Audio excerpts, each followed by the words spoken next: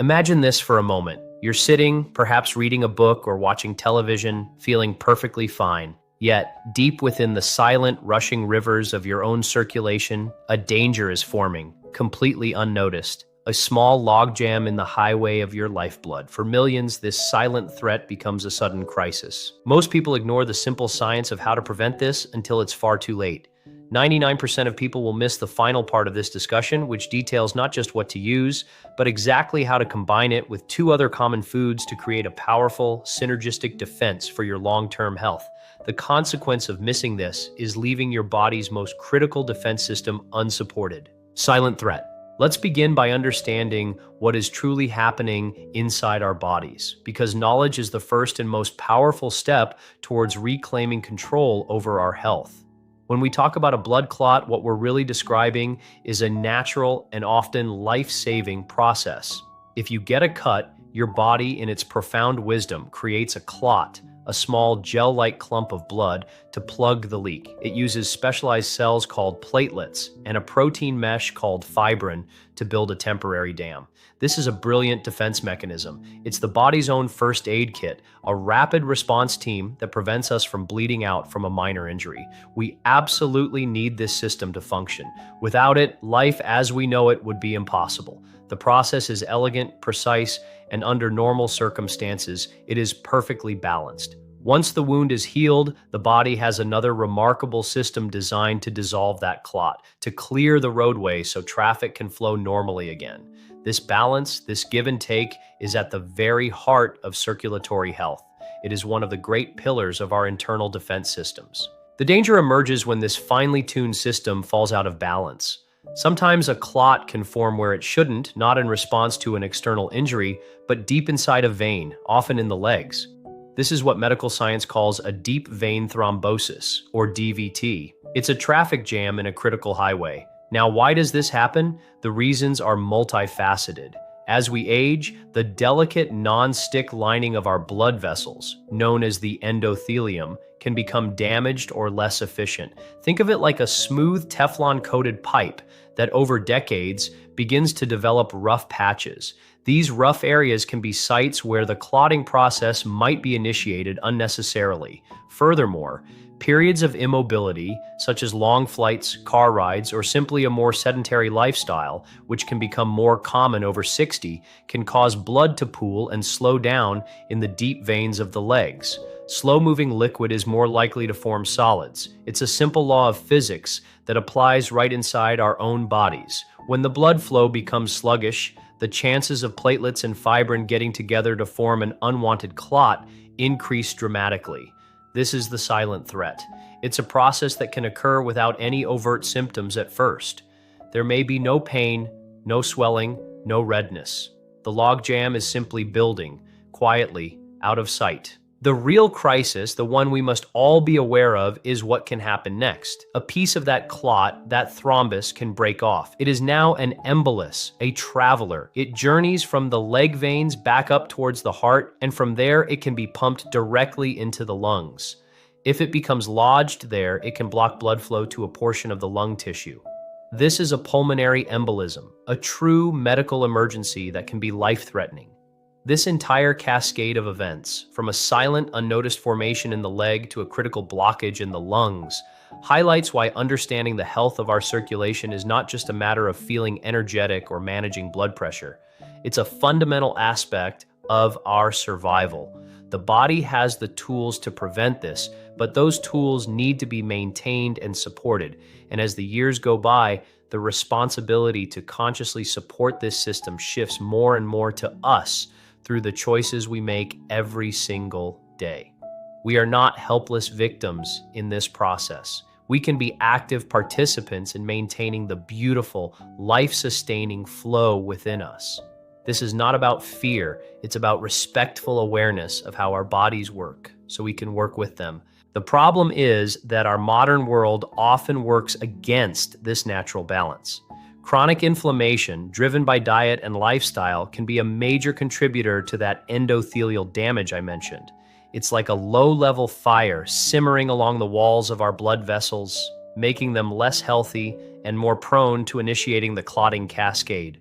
The body's clotting system is supposed to be a response to acute injury, but when faced with chronic low-grade inflammation, it can become dysregulated, overactive, and confused. It starts seeing fires where there is only smoke, and it begins to lay down scaffolding, the fibrin mesh, in places where no repair is needed. This is the foundation of many age-related health challenges. The key is not to vilify the clotting process itself. It's a hero in the right context, but to understand what causes it to go wrong. It's about restoring the wisdom of the body, taming that chronic inflammation, and ensuring that our internal cleanup crew, the system responsible for dissolving clots, is just as robust and effective as the system that builds them. We need both sides of the equation to be strong. For those of us over 60, paying attention to the health of this intricate system is one of the most powerful things we can do for our long-term vitality. The clues are there, the science is clear, and the solutions, as we will soon see, are often found in the most remarkable and sometimes unexpected places in nature. Body's defenses. To truly appreciate the power of what we are about to discuss, we first have to marvel at the sheer elegance of the body's own built-in defense systems. Our bodies are not passive vessels waiting for disease to happen. They are actively, brilliantly, and constantly managing microscopic threats and maintaining a state of balance, or what scientists call homeostasis. Central to this conversation is a powerful biological process known as fibrinolysis. Now, that's a scientific term, but its meaning is simple and profound. Fibrin refers to that protein mesh, the net that forms the structure of a blood clot. Lysis simply means to dissolve or break apart. So fibrinolysis is the body's own internal clot-dissolving system. It's the cleanup crew that comes in after the first responders have done their job. Think of it this way. When you have a construction project, you have a team that builds the scaffolding, and you have another team that, once the work is done, comes in to carefully dismantle it. Our bodies have the exact same logic. Hemostasis, the process of forming a clot, is the construction crew. Fibrinolysis is the deconstruction crew. The two are meant to work in perfect harmony. The hero of this cleanup crew is a remarkable enzyme called plasmin. Plasmin is the body's master clot buster. Its job is to find the fibrin mesh of a clot and act like a pair of molecular scissors, methodically snipping it apart into smaller, harmless fragments that can then be cleared away by the bloodstream. This allows the blood vessel to be restored to its smooth, open state and for healthy blood flow to resume. However, plasmin doesn't just float around in our bloodstream in its active form all the time. If it did, it would be dissolving clots as fast as they were forming, and our life-saving ability to stop bleeding would be compromised. So, the body, in its wisdom, keeps plasmin in an inactive form called plasminogen. Plasminogen circulates harmlessly in our blood until it reaches the site of a clot. At that point, another set of molecules called plasminogen activators, the most well-known being tissue plasminogen activator, or TPA, spring into action. They are the foreman of the deconstruction crew. Their job is to find the plasminogen that's at the site of the clot and activate it, turning it into the powerful fibrin-cutting enzyme, plasmin. It's a beautifully precise, targeted system. It doesn't just deploy its heavy machinery everywhere, it sends it only to where the problem is. This system is one of the core health defenses of the body, just like our immune system or our DNA repair system.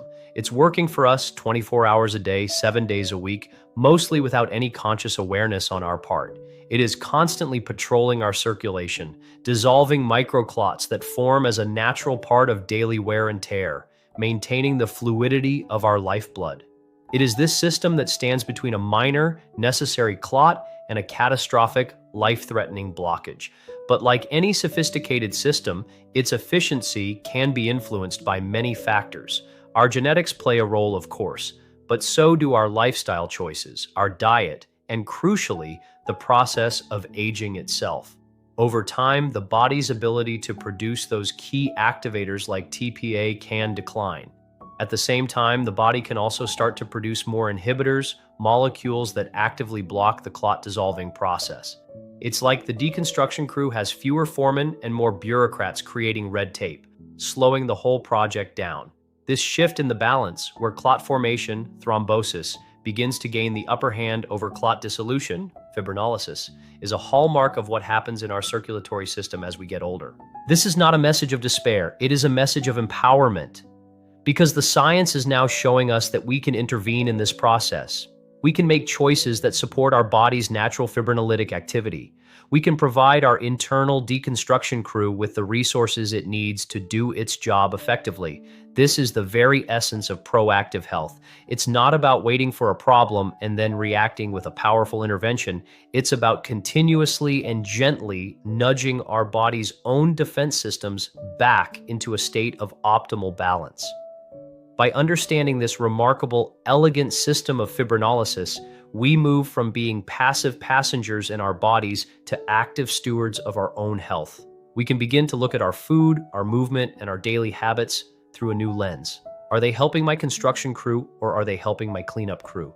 The goal always is to maintain that perfect, life-sustaining harmony between the two. And what modern research is uncovering is that nature has provided some extraordinary tools that can help us do exactly that.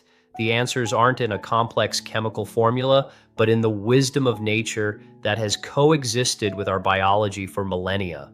System breakdown. What happens when this exquisitely balanced system begins to falter? The breakdown is rarely a sudden event. It's more like a slow, gradual erosion of function over many years, even decades. The very foundations of our circulatory health begin to weaken, often due to the chronic low-grade pressures of modern life. A primary culprit, as we've touched upon, is the health of our endothelium, the single layer of cells that lines every single blood vessel in our body. In total, if you were to lay out all the endothelial cells from one adult, they would cover an area the size of several tennis courts. This is not just a passive lining. It is a highly active, dynamic organ that acts as the brain of our circulatory system. A healthy endothelium is slick and non-stick, ensuring blood flows like water through a clean pipe. It actively releases substances like nitric oxide that keep the vessels relaxed and dilated. And crucially, it helps regulate the balance between clotting and anti-clotting. It is the gatekeeper that keeps the construction and deconstruction crews in check. But over time, this vital organ can sustain damage. The sources of this damage are pervasive in our world. High blood sugar, for example, is incredibly abrasive to the endothelium. The excess sugar molecules can physically damage the delicate cell lining in a process called glycation, creating rough, sticky spots. Think of it like pouring sandpaper through that smooth pipe. High blood pressure exerts a constant, shearing force on the vessel walls, wearing them down. Oxidative stress from things like processed foods, environmental toxins, and even chronic psychological stress bombards the endothelium with free radicals, creating damage at a cellular level. And as we've mentioned, chronic inflammation acts like a persistent, low-burning fire, signaling to the body that there is a constant state of injury that needs repair. The body responds to these signals by doing what it knows best, initiating the clotting cascade. It's trying to patch up what it perceives as damage. But when the damage is chronic and widespread, the patching process can become overzealous and dysregulated. The construction crew is working overtime, laying down fibrin mesh on top of fibrin mesh, long after the original threat has become the new normal. As this endothelial dysfunction sets in, the system breakdown accelerates. The body's production of those vital clot-dissolving activators like TPA naturally tends to decline with age. Simultaneously, the production of their inhibitors, particularly one called plasminogen activator inhibitor 1, PAI1, can increase. PAI1 is like the brakes on the cleanup crew. When its levels are high, it effectively shuts down fibrinolysis, allowing clots to persist and grow rather than being dissolved. High levels of PAI1 are strongly associated with the metabolic disturbances common in modern society: obesity, insulin resistance, and high triglycerides. So you can see the cycle. A diet high in processed foods and sugar leads to metabolic issues. These issues increase chronic inflammation and PAI1 levels. This inflammation damages the endothelium. The damaged endothelium and the high PAI1 levels together create a perfect storm, a system that is now biased towards forming clots and is significantly less capable of dissolving them. The balance has been critically tilted. The highway of circulation now has more roadblocks being built and fewer crews available to clear them. This is the underlying why for so many people over 60. It's not just about age as a number, but about the accumulated impact of years of these subtle systemic pressures. This slow degradation is what makes the situation so insidious. There's no single alarm bell. It's a gradual loss of resilience. The circulatory system that could easily handle microclots at age 30 is now struggling to keep up at age 65. Add to this the reality of a more sedentary lifestyle, and you have the final ingredient. Movement, especially of the leg muscles, is a critical pump for our venous circulation. Every time you contract your calf muscles, you are squeezing the deep veins and actively pushing blood back up towards the heart, preventing it from becoming stagnant. When we sit for prolonged periods, we lose this vital second heart in our calves. The blood flow slows, the risk of pooling increases, and the chances of a clot forming in that sluggish environment go up dramatically. This entire picture, endothelial damage, a pro-inflammatory state, an imbalance favoring clot formation, and reduced blood flow from inactivity, is the very definition of a system breakdown. But understanding the nature of this breakdown is the key to reversing it. If we can identify the points of failure, we can strategically intervene. We can cool the fire of inflammation, provide nutrients to heal the endothelium, and, as we're about to discover, directly support the body's essential yet beleaguered clot-dissolving machinery. Nature's ally. So, what is this vitamin mentioned in the title? It's not a vitamin in the classic sense, like vitamin C or vitamin D, but rather a powerful, naturally occurring enzyme that functions with such importance it could be considered as vital. This remarkable substance is called nattokinase, and its story is as fascinating as its function. Nattokinase is an enzyme that is produced during the fermentation of soybeans by a specific bacterium called Bacillus subtilis natto. This process creates a traditional Japanese food known as natto. Natto has been a staple in the Japanese diet for over 1,000 years, revered not just for its unique flavor and texture, but for its purported health benefits, particularly for cardiovascular wellness. It looks like sticky, stringy soybeans and has a very potent aroma. While it might be an acquired taste for many, the health-promoting substance within it is what has captured the intense interest of modern science. It was in the 1980s that a Japanese researcher, Dr. Hiroyuki Sumi, was studying various traditional foods looking for natural agents that could dissolve blood clots. He tested over 200 foods, and then he stumbled upon something extraordinary. When he dropped a small amount of natto onto an artificial thrombus, a laboratory-created blood clot, in a petri dish, he was astonished by what he saw. He had expected that if it worked at all, it would take a day or two, but within a matter of hours, the clot had completely dissolved around the natto. The dissolution was more rapid and more powerful than many of the other known enzymes he had been studying. He had discovered a potent, natural fibrinolytic agent. He named it nattokinase, quite literally, the enzyme from natto. This was a breakthrough. Here was a substance derived from a simple food that had a direct and powerful ability to break down the fibrin that forms the very structure of blood clots. It was nature's answer to the problem of a system breakdown. This wasn't something that just thinned the blood in general. It seemed to specifically target and dismantle the fibrin scaffolding of a clot. It was working with the body, mimicking and supporting the function of the body's own master clot buster, plasmin. The beauty of this discovery lies in its origin.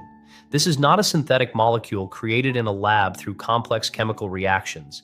It is the product of a natural, ancient process of fermentation. Fermentation is a kind of external digestion, where microorganisms break down compounds in food, often creating new, more powerful, and more bioavailable nutrients and enzymes in the process. Kimchi, kefir, yogurt, and sourdough bread are all examples of this transformative power. In the case of natto, the Bacillus subtilis bacteria consume nutrients in the soybeans and in return produce this incredibly beneficial enzyme, nattokinase. This is a perfect example of how traditional food wisdom can often predate modern scientific discovery.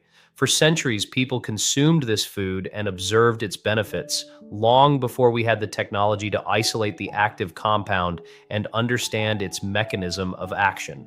The science is now catching up to this ancestral knowledge, providing us with a clear understanding of why it works. The discovery validated what generations had intuitively known, that this humble fermented soybean dish was a powerful ally for maintaining a healthy heart and circulation. What makes nattokinase so compelling, especially for an aging population, is its direct action. While many foods and nutrients can help to prevent clots from forming in the first place by reducing inflammation, improving endothelial health, or making platelets less sticky, nattokinase offers something more. It offers direct support for the dissolution of existing fibrin.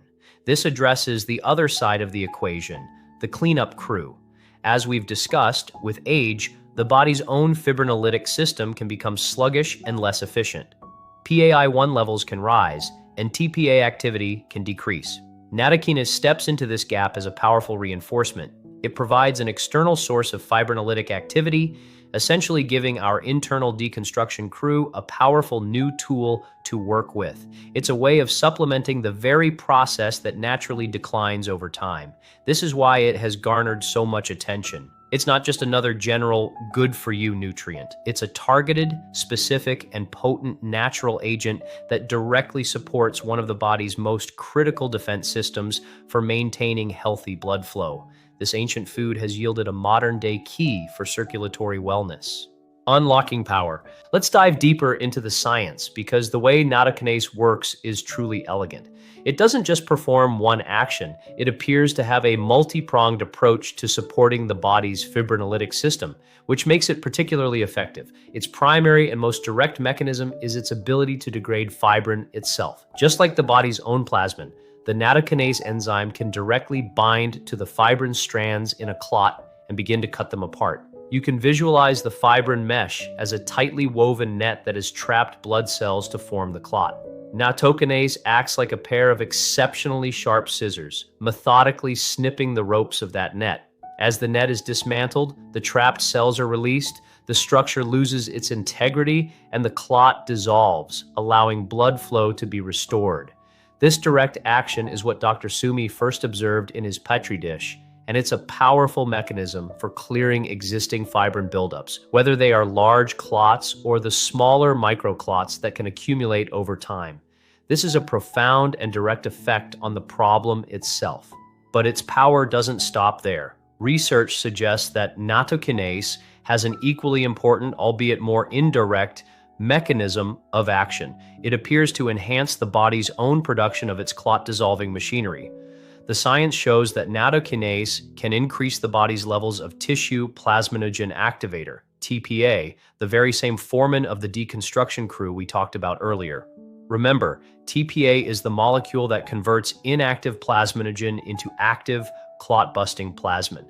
So, by increasing TPA, nattokinase is not just bringing its own pair of scissors to the job, it's also calling in more of the body's own workers and giving them the green light to get started. This is a crucial difference. It's not simply overriding the body's system, it is supporting and upregulating the body's own innate wisdom. Furthermore, some studies suggest that nattokinase may help to decrease the levels of that inhibitor molecule, PAI-1, so it's simultaneously pressing the accelerator on our natural clot-dissolving system while also taking its foot off the brake. This dual action, directly dissolving fibrin and boosting the body's own fibrinolytic capacity, makes it a uniquely comprehensive tool for supporting circulatory health. It's important to understand how this differs from conventional medical approaches. Pharmaceutical blood thinners are life-saving and absolutely essential medications for many people. They typically work by inhibiting the clotting process itself, targeting factors in the clotting cascade to prevent clots from forming in the first place, or by preventing vitamin K from doing its job in synthesizing clotting factors. This is a very effective strategy for high-risk individuals. Nattokinase works on the other side of the process. Its primary focus is not on stopping the construction crew, but on empowering the deconstruction crew. This is a key distinction. For this reason, anyone who is already on blood-thinning medication like warfarin, Coumadin, or has a bleeding disorder should never take nattokinase without speaking to their doctor. This is not a replacement for medication. It's a natural tool that works with the body, and its use must be respected and discussed with a healthcare professional who understands your full health picture, because combining potent agents that affect bleeding risk can be dangerous. The goal is responsible, informed self-care, not reckless self-treatment. The implications of this science for individuals over 60 are significant. We've established that aging often involves a natural decline in the body's fibrinolytic capacity. Nattokinase directly addresses this age-related decline. It provides a way to restore some of that lost potency to help keep the balance from tilting too far in favor of clot formation. This is not about achieving immortality. It's about extending our health span. It's about maintaining the function and resilience of our core physiological systems so that we can remain active, vibrant, and independent for longer. By supporting the very system responsible for keeping our trillions of cells supplied with oxygen and nutrients, we are investing in the health of our entire body, our brain, our heart, our organs, our muscles. The power that was locked away in a fermented soybean for centuries is now unlocked by science, offering us a natural, evidence-based strategy to partner with our bodies in the pursuit of lifelong health.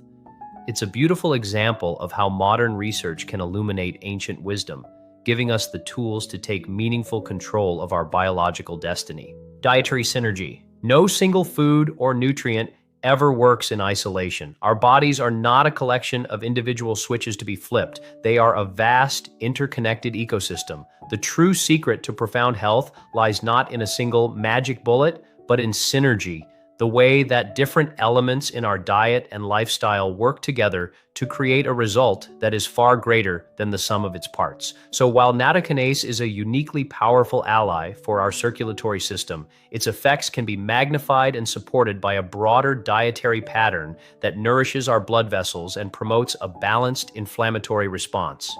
Thinking about health this way moves us from a mindset of just taking a supplement to one of cultivating a rich internal garden that fosters vitality from the ground up. The foundation of this garden is a diet that actively protects and heals that all-important endothelial lining of our blood vessels. When the endothelium is healthy, smooth, and resilient, the entire circulatory system functions better, and the need for constant clotting repairs is drastically reduced. So, what are the key players in this synergistic diet? First and foremost are foods rich in polyphenols and flavonoids. These are the brightly colored plant compounds that act as powerful antioxidants and anti-inflammatory agents. Think of them as the fire department for your blood vessels, constantly taming the low-grade inflammation that damages the endothelium. Where do we find them? In abundance. The deep purples and blues of berries like blueberries, blackberries, and acai are packed with anthocyanins, which have been shown to improve endothelial function and blood vessel flexibility. The vibrant green of matcha tea or the deep, dark richness of raw cacao, the source of dark chocolate, are filled with catechins and flavonols that boost nitric oxide production, helping to keep blood vessels relaxed and open. The quercetin in onions and apples, the hesperidin in citrus fruits, all of these compounds work together to protect the delicate lining of our arteries and veins from the daily onslaught of oxidative stress. Eating a wide variety of colorful plants is not just for vitamins. It's a direct strategy for maintaining a non-stick, healthy circulatory highway. Next, we must consider the role of healthy fats, particularly omega-3 fatty acids. These are essential fats, meaning the body cannot produce them on its own. They must be obtained from our diet. The most potent forms, EPA and DHA, are found primarily in fatty, cold water fish like wild salmon, mackerel, herring, and sardines. Algae is also a fantastic plant-based source. Omega-3s are incorporated directly into our cell membranes, including the membranes of the endothelial cells, making them more fluid and flexible.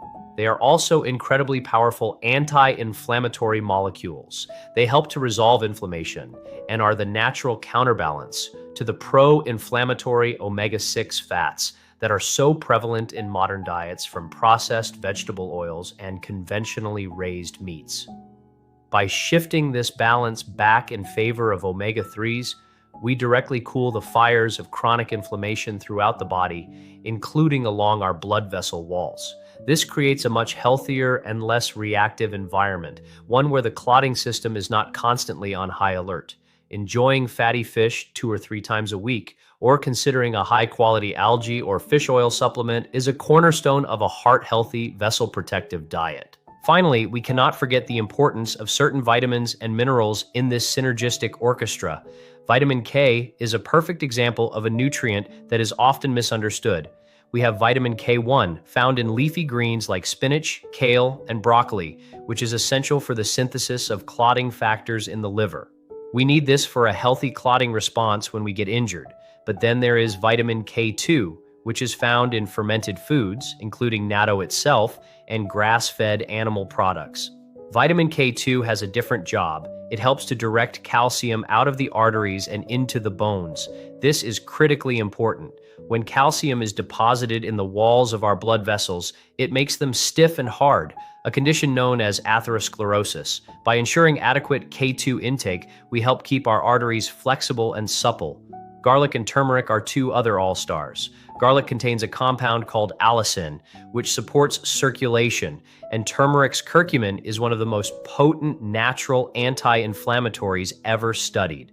When you combine these elements, colorful plants, healthy fats, and key micronutrients with a targeted agent like nattokinase, you create a powerful, holistic strategy. You're not just fighting one problem, you're nurturing the entire ecosystem of circulatory health. Lifestyle pillars. While diet is a cornerstone of health, it is only one pillar of a truly resilient life. Our daily habits, our movements, and even our state of mind have a profound and measurable impact on our circulatory system. The most powerful lifestyle intervention for preventing the stagnation of blood in the deep veins of the legs is elegantly simple: movement. Our circulatory system has a powerful pump at its center, the heart, which pushes blood out through the arteries. But the return journey through the veins back to the heart is a lower pressure system that relies heavily on assistance. The primary helper, especially for the lower body, is the skeletal muscle pump. Every time you contract the large muscles of your legs, your quadriceps, hamstrings, and especially your calves, you squeeze the veins that run through them, propelling the blood upward against gravity. Your calf muscle is often called the second heart for this very reason. It is essential for maintaining healthy venous circulation. When we sit for prolonged periods at a desk, in a car, on an airplane, this second heart is silent. The pump is off, blood flow slows down, pressure in the veins can increase, and the blood begins to pool. This stagnation is a major risk factor for DVT. The beautiful thing is that activating this pump doesn't require intense, grueling exercise. The key is consistency and avoiding long, uninterrupted periods of stillness. If you have a sedentary job or lifestyle, set a simple reminder to get up and walk around for just a few minutes every hour. Pace around while you're on a phone call. Walk to the farthest restroom in the building. Even simple movements while seated can make a huge difference. You can do calf raises under your desk. Just lift your heels off the floor while keeping your toes down, then lower them. Do this 20-30 times, then do the opposite. Keep your heels on the floor and lift your toes up. You can also trace the letters of the alphabet in the air with your big toe. These small, simple movements reawaken that second heart, squeezing the veins and getting the blood moving again. They are tiny deposits into the bank account of your circulatory health, but they add up to a significant return over time. It's about weaving movement back into the fabric of your day, not just scheduling an hour at the gym. Regular walking, swimming, cycling, or yoga are all fantastic. But the war against stagnation is won in the small moments, the conscious choice to stand up, to stretch, to move. Another fundamental pillar is hydration. Our blood is over 90% water. When we are even mildly dehydrated, the volume of our blood decreases and it becomes thicker and more viscous.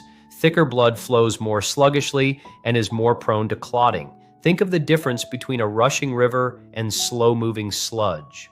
Proper hydration ensures that your blood maintains its optimal fluidity, allowing it to navigate the vast network of your blood vessels with ease. Many older adults find their sense of thirst diminishes, so it's crucial to be proactive about fluid intake. It doesn't have to be just plain water. Herbal teas, clear broths, and water-rich foods like cucumbers and watermelon all contribute to your total hydration. A simple goal is to drink enough so that your urine is a pale straw color. This is one of the easiest and most impactful habits you can adopt for your circulatory health. It helps every system in your body function better, but its effect on blood viscosity is direct and immediate. You are literally making your heart's job easier and your blood's journey smoother with every sip. Finally, we cannot ignore the pillar of stress management. In our modern high-alert world, many of us live in a state of chronic activation of the fight-or-flight sympathetic nervous system. When this system is active, it releases stress hormones like cortisol and adrenaline. Historically, this response was designed for acute, short-term threats. But when it's activated constantly by work deadlines, traffic, and financial worries, it has a corrosive effect on the body. Chronic stress drives inflammation, it elevates blood pressure, and it can even make your blood platelets stickier and more likely to clump together. It keeps your system in a perpetual state of red alert, biased towards clotting. This is why practices that activate the rest and digest parasympathetic nervous system are not luxuries. They are essential for health. This could be a daily meditation practice, deep breathing exercises, spending time in nature, listening to calming music, or connecting with loved ones. These activities are not passive. They are actively telling your body at a physiological level that it is safe. They lower inflammation, reduce blood pressure, and restore balance to your autonomic nervous system. By consciously managing our stress, we are directly influencing the health of our endothelium and the behavior of our blood, creating a biological environment of peace instead of one of perpetual low-grade emergency. Practical application. Now we arrive at the most crucial part of our discussion: how to bring all of this knowledge into your daily life in a practical, safe, and effective way. It's one thing to understand the science, but it's another thing to apply it. The goal is to create a simple, sustainable routine that nourishes and protects your circulation for the long run. When it comes to incorporating nattokinase, you have two primary options: the traditional food, natto, or a dietary supplement. Natto itself is a powerhouse of nutrition, as it also provides vitamin K2, probiotics, and fiber. However, its strong taste and texture can be a barrier for many. If you're adventurous, you can find it in Asian markets and try incorporating a small portion into your diet. For most people, a high-quality nattokinase supplement is the more practical route. These supplements are sold in standardized fibrinolytic units, FUs, typically ranging from 2,000 to 4,000 FUs per dose. This allows for a consistent and measurable intake of the enzyme. As with any new supplement, and I cannot stress this enough, it is absolutely essential to speak with your doctor or a qualified healthcare practitioner before you begin, especially if you have any pre-existing health conditions or are taking any medications, particularly blood thinners like aspirin or warfarin. This is a non-negotiable step for your safety. Here is the synergistic combination that 99% of people miss: moving from a single agent to a powerful team. It is about timing and pairing. For optimal absorption, it's often recommended to take nattokinase on an empty stomach, either first thing in the morning or before bed, as food can interfere with the enzyme's activity. Now, to truly amplify its benefits, we want to combine it not just with other foods in general, but with specific foods that support different aspects of circulatory health. The first partner in this trio is a daily dose of omega-3 fatty acids, taken with a meal later in the day. This provides the anti-inflammatory and cell membrane support we discussed. By taking the nattokinase separately on an empty stomach and the omega-3s with food, you allow each to work optimally. The nattokinase directly supports fibrinolysis, while the omega-3s work throughout the day to reduce the underlying inflammation that can trigger excess clotting in the first place. You're addressing both the symptom and the cause. It's a two-pronged attack: one agent for the cleanup and one for preventing the mess from being made. The third element of this powerful trio, the one that completes the circle of defense, is a consistent intake of dark, leafy greens. Why? Because they provide that essential vitamin K1. This might seem counterintuitive. Why add a pro-clotting nutrient? This reveals a deeper understanding of balance. The goal is not to eliminate clotting, but to normalize it. Vitamin K1 ensures your body has the raw materials to form a healthy clot when you actually need one, like from an injury. Nattokinase and omega-3s, on the other hand, help ensure that the system doesn't run amok and that clots are cleaned up efficiently. You are supporting both sides of the yin-yang equation. You are telling your body, be ready to clot properly, but also be ready to clean up properly. A daily salad with spinach and kale, or a side of steamed broccoli with dinner provides this critical support. So, the complete practical application is this: nattokinase on an empty stomach, an omega-3 source with a meal, and a daily serving of dark leafy greens. This simple trio supports your clot-dissolving system, reduces inflammation, and ensures a healthy, balanced clotting response. This integrated approach respects the body's complexity. It recognizes that health is not a single pathway, but a network of interconnected systems. By building these simple pillars, the targeted enzyme, the anti-inflammatory fats, the foundational vitamin, the constant gentle movement, the deep hydration, and the conscious management of stress, you are doing more than just trying to prevent one specific problem. You are cultivating a state of profound physiological resilience. You are creating an internal environment where your body's own defense systems can function as they were designed to. This isn't about a 10-day fix. It's about a new way of living, a new covenant with your own body.